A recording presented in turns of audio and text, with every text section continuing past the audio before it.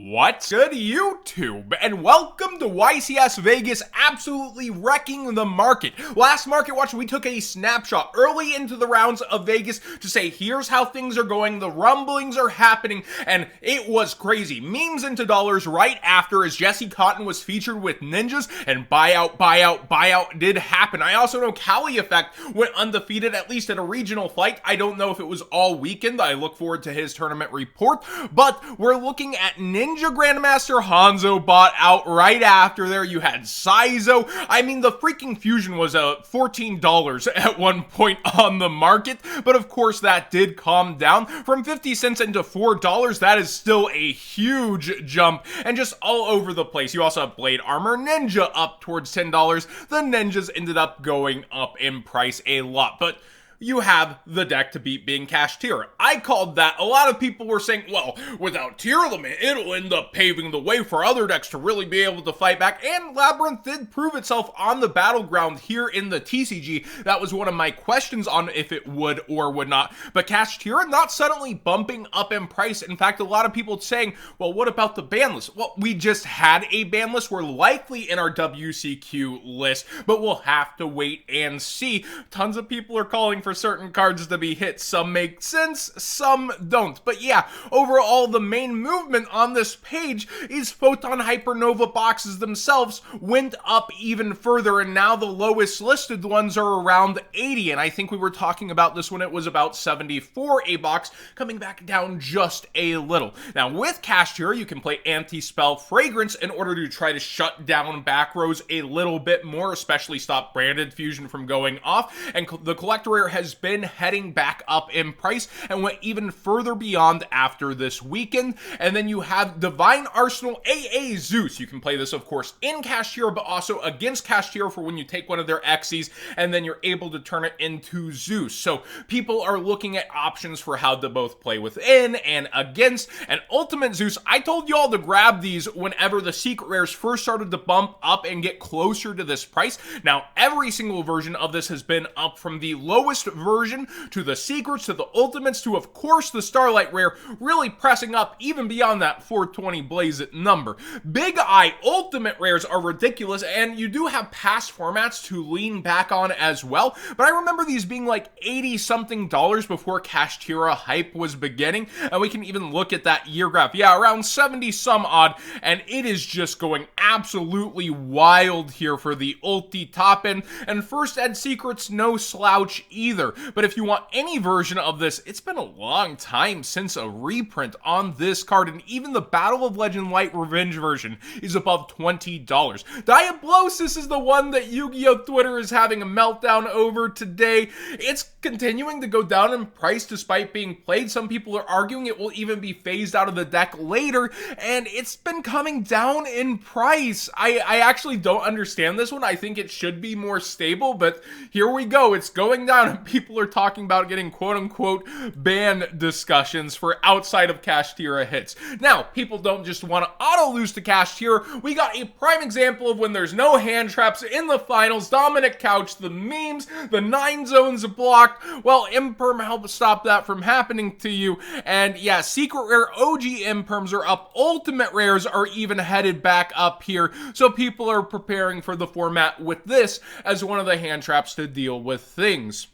You have Labyrinth. Like we said, it proved itself on the battleground. It had results this week, and welcome Labyrinth heading back up even further, low on quantities. Collector Rare Ariana up in price, although it was kind of up in price heading into this weekend. You had the rumblings and hype. Now, with this deck, they get D-Barrier kind of easier than almost any deck out there in the format, and OG D-Barriers are definitely up, and that's good against two decks. You call Fusion against Branded, and you call Xyz, you know, when you're playing against good old Kash-tira. And the first editions, where do they begin? Around $20 at this point. It feels like any time this card ends up being good once again, you see it hit that $20 mark, and then it comes back down to $8. It's so cyclical, but it can't call Link monsters when Link decks are good, so it ends up going back down during certain formats. But yeah, first ed OGs back up there once again. Cartesio went even further beyond than where she was headed originally. originally, and Brandon's not just copium, it's performing at the highest level, able to compete and top, and you do have that gimmick puppet nightmare. We talked about the spiking to $3-4 before. It's gone all out. Freaking $25 lowest listing, market price of $12. People are certainly wanting to try to not play Yu-Gi-Oh with their opponents this format, be it locking zones or floodgating them to not be playing. Red Eyes Dark Dragoon also started going up as a branded option, the OG one actually going further than the secret rare. I personally like the secret rare more, but I get that a lot of people's first instinct is to go for first ed OG, but over time I do think the secret rare will prevail over the 2010 version. And then you have the Starlight rare also even bumping up there towards the top end of Red Eyes Dark Dragoon. We all know Brothers of Legend could use a little bit of help. Now, within branded, people were using fusion deployment by revealing Aqua Neos in order to bring out Aqua Dolphin to get rid of stuff like Ash Blossom or force it. And so Aqua Dolphin itself, low listings for the ultra rare here, and the OG beginning to go back down. Otherwise, you're stuck with the common, but still easy access to get this. I will always take a chance though whenever Aqua Neos comes up, because it is going up in price here for the option to be revealed within the branded decks. You can see here the lowest are starting to go up. The first editions can be silver stamped, which are the upper deck fakes, which are not legal for Konami tournaments. So don't be revealing a first edition ultimate with a silver stamp, or you might actually get a game penalty on you. Unfortunately, while they were kind of officially unofficial cards, Konami will not allow you to play those. So be aware Aqua Neos is among those, and look for first edition silver stamps within your collection, because those will be considered a bit of a different card than the real thing. Contact C super rares have gone up when your opponent normal or special summons a monster except during the damage step. Special summon this from your hand to your opponent's field. The opponent's controller cannot, or your opponent that's now controlling this, cannot fusion, synchro, Xyz, or link unless they use this as a material. It forces Kash-tira into awkward positions, stops them from going into Xyz craziness, and you can see here the super rare definitely is going up. Enemy Controller was a tech of the weekend. The secret rare, most notably, is certainly up. I haven't had a chance to look at the first ed OGs, but the secret rares here, you have past formats, current formats, those sorts of things that go along with it. Let's check in on the first ed OG price. Live reaction, editing done quick and cheap. Most light plays here on this page, so I'm guessing they're going to be after. Wow, first edition's almost 6.9 nice, just under 68, and the market price is $44.45. So yeah, definitely up in price on all angles, and Enemy Controller has plenty of past formats where you can see it, but this is one of those techs.